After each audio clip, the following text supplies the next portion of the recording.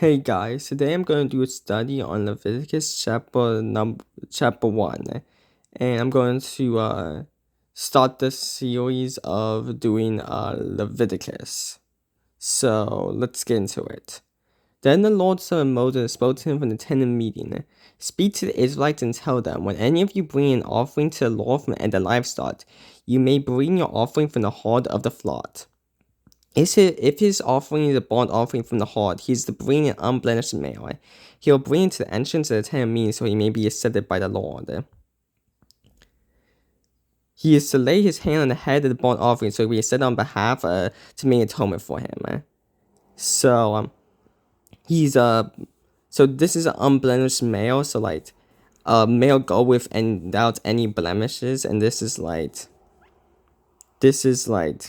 going to be a reference to how like Jesus is going to be the ultimate sacrifice, and one of the most important things about the sacrifice in the Levitical law is that they had to be unblemished, and Jesus is the unblemished,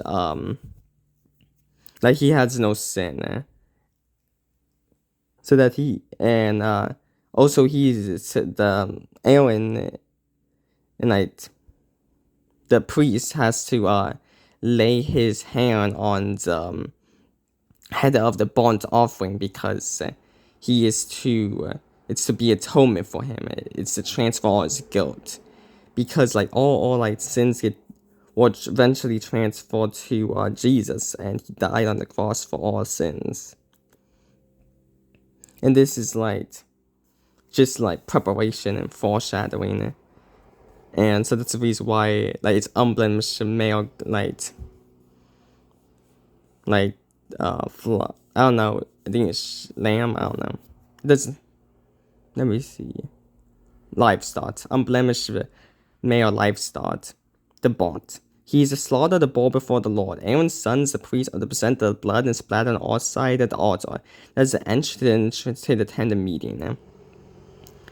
So yeah, so they're to do a burnt offering the bull, and they do other sacrifice for other animals, but it's for the atonement of their sins. Then he is to skin the burnt offering in kinds of pieces. The son of Aaron the priest will prepare a fire on the altar and arrange wood on the fire. Aaron's son the priest will arrange the pieces, the head and the fat on top of the burning wood on the altar. The offering is to wash its entrails and legs with water. Then the priest will burn all of it on the altar as a burnt offering, a food offering, a pleasing aroma to the Lord. But if his offering from burnt offerings from the flock, from sheep of goats, he is presented unblemished male. He was slaughtered on the north side of the altar before the Lord. Aaron's sons, the priests, will splatter its blood against the altar on all sides.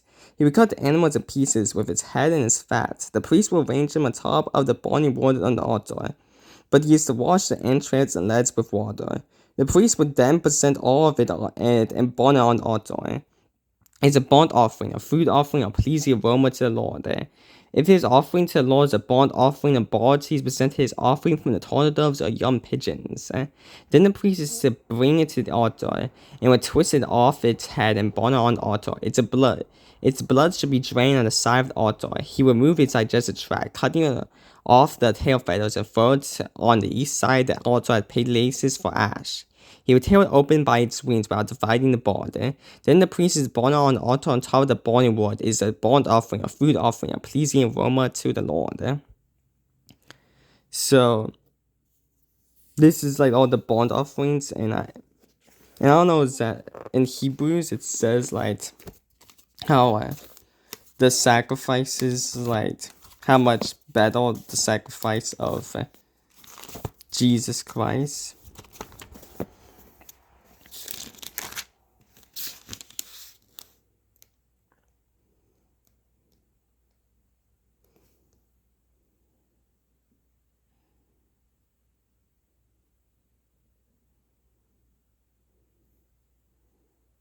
Since the law has only a shadow of the good things to come, and not the reality itself of those things, it can never perfect the worshippers by the same sacrifice it continually offer year after year.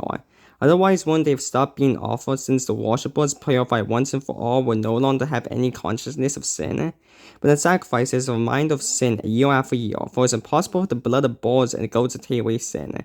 Therefore, as he was coming toward, he said, You do not despise sacrifice and offerings, but you prepare the body for me. You do not delight in whole burnt offerings and sin offerings. And I said, See, it is written about me. In the scroll, I have come to do your will, God. Afterward, he says above, You do not desire or delight in sacrifice and offerings, whole burnt offerings, sin offering, which are offered according to law. He then says, See, I have come to do your will. He takes away the faults to establish sentence. By this will we have been sanctified through the offering and body of Jesus Christ once and for all time. So, Jesus Christ sacrificed himself once for all time because, he was able to, the bulls had to be continually sacrificed and they weren't sufficient. And also I think there was something else that said somewhere else in Hebrews which says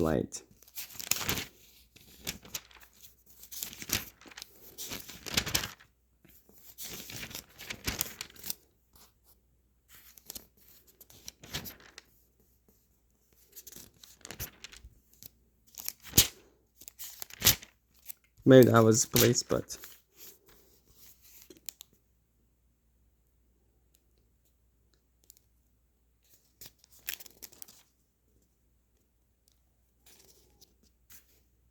yeah, I remember there was something else that was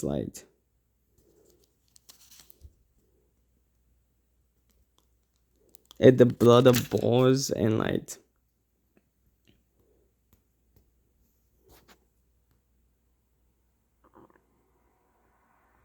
maybe let's say right here.